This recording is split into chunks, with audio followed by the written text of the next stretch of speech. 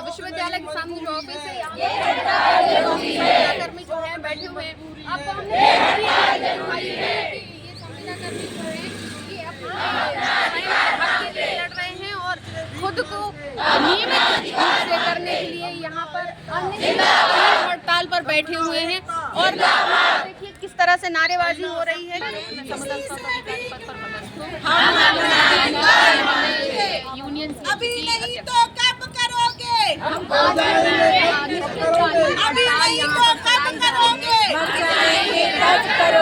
अभी नहीं तो कब करोगे?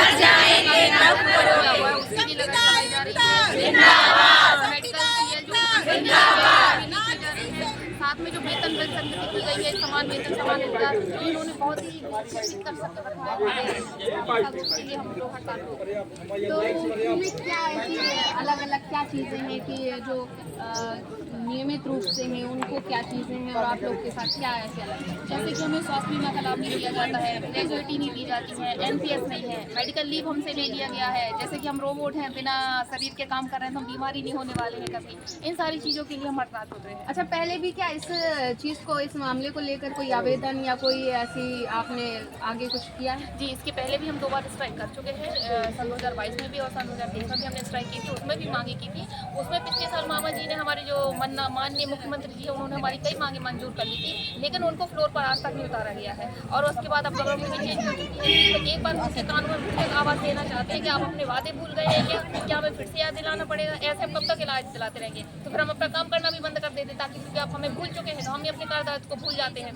तो अब पहले आपको सिर्फ आश्वासन दिए गए थे, बिल्कुल ही आश्वासन दिए जाते हैं, उन पर कार्य नहीं किया गया? कोई भी कार्य नहीं किया गया। एक भी काम उनके वादे एक भी फ्लोर पर आज तक नहीं आए हैं कि जिनको हम ये मान सके कि इनने ये वादे किए हैं और आज उन्होंने पूर्ण करके दिखा दिए हैं। तो अभी ये हड़ताल कब तक चलने वाली है? ये आज 22 तारीख से अनिश्चितकालीन हड़ताल पे हम बैठे हुए हैं। जब तक सरकार सुनेगी नहीं तब तक हम उठेंगे नहीं। तो यहाँ पर और कहाँ से लोग कितने यहाँ पर होंगे? ये समस्त छतरपुर का संविदा स्टाफ आप देख पा रहे हैं, जो कि 561 लोग यहाँ पे बैठे हुए हैं। और बहुत सारे स्टाफ हैं अभी जो कार्यरत हैं, जो अभी तक नहीं निकले हैं घरों से, वो भी अब बाहर आने वाले हैं। तो आप लोग का कहना है कि इधर बैठेंगे और अपने कार्य से बिल्कुल काम बंद करके बैठे हुए हैं ना हम, चाहे ऑनलाइन हो चाहे ऑफलाइन हो, सारे काम बंद कर दिए गए हैं। जब सरकार ही हमारी नहीं सुन रही तो अब हम क्यों सरकार की सुने? तो इनका कहना है कि जब सरकार हमारी नहीं सुन रही है तो हम सरकार की क्यों सुने। इन्होंने अपने सारे काम छोड़ दिए हैं और यहाँ अनिश्चितकालीन हड़ताल पर बैठ चुके हैं। इनका कहना है कि जिस तरह से नियमित डॉक्टरों को नियमित जो चीज़ें उनके लिए, जो लाभ उनके लिए हैं, जो लीव उनके लिए हैं, वही समान रूप से हमें भी दी जाए। जो समान चीज़ें उनके लिए हैं वही चीज़ें हमारे लिए भी होनी चाहिए। समान हक समान अधिकार। तो आइए यहाँ पर आगे भी चलते हैं और यहाँ भी हम चर्चा करते हैं। पहले तो आपका शुभ नाम और परिचय जो भी आप बोलते हैं। नमस्कार, मेरा नाम है दीपेश नायक और मैं संविदा स्वास्थ्य कर्मचारी संघ की ओर से जिलाध्यक्ष हूँ। ये जो तमाम लोग मेरे पीछे बैठे देख रहे होंगे आप, ये कहीं ना कहीं ये संविदा में काम कर रहे हैं और कहीं ना कहीं इतने शोषित हैं, इतने सताए हुए हैं। ये मजबूरी है कि ये लोग यहाँ आके बैठने को मजबूर हो गए हैं। आप लोगों को पता होगा कि अभी 1 तारीख को हमने कलेक्टर महोदय को ज्ञापन दिया था कि हमारी मांग जो है, संविदा कर्मचारी हैं, हम लोगों की कुछ मांगे हैं तो उनको पूरा किया जाए। अगर नहीं किया जाता है तो हम लोगों ने 7 तारीख से काली पट्टी बांधकर जो है शांतिपूर्वक विरोध प्रदर्शन किया था। उसके बाद भी हमारी मांगे ऊपर तक नहीं मानी गई। इस कारण हमने 16 तारीख को जिला स्तर पर एक व्यापक रैली निकालकर संविदा कर्मियों की कलेक्टर महोदय को मुख्यमंत्री जी के नाम ज्ञापन दिया है, जिसमें हमने कहा था कि अगर हमारी मांगों को, जो न्यायोचित मांग है, उनको पूरा नहीं किया जाएगा तो हम लोग ये मजबूर हो जाएंगे कि यहाँ पे अपने काम को बंद करके जो स्वास्थ्य सुविधाएं जन समुदाय को देते हैं वो भी परेशान हो रहे होंगे, तो वो स्वास्थ्य सुविधाएं वंचित रहेंगे जन समुदाय हम लोगों के कारण। तो हम लोग मजबूर हैं यहाँ बैठने को। तो आज 22 तारीख से अनिश्चितकालीन हड़ताल जो बैनर आप देख रहे होंगे, और ये निश्चित नहीं है कि हम लोग कब उठेंगे। उठेंगे तभी, कब उठेंगे? कब उठेंगे? जब हमारी मांगे पूरी हो जाएंगी तभी हम लोग उठेंगे। इस बार हम लोग आश्वासन पर उठने वाले नहीं हैं। लिखित में जब हमारी मांगों को शासन प्रशासन विभाग पूरा करेगा तभी हम अपनी मांगों को पूरा करके यहाँ से उठेंगे। और हम चाहते हैं कि जन समुदाय को हमारी ANM, staff nurse, LT, pharmacist, doctors जो जन समुदाय को सेवाएं दे रहे हैं वो निरंतर बनी रहें। छतरपुर ज़िले में जो सेवाएं ये लोग दे रहे हैं वो अच्छे तरीके से देते रहें।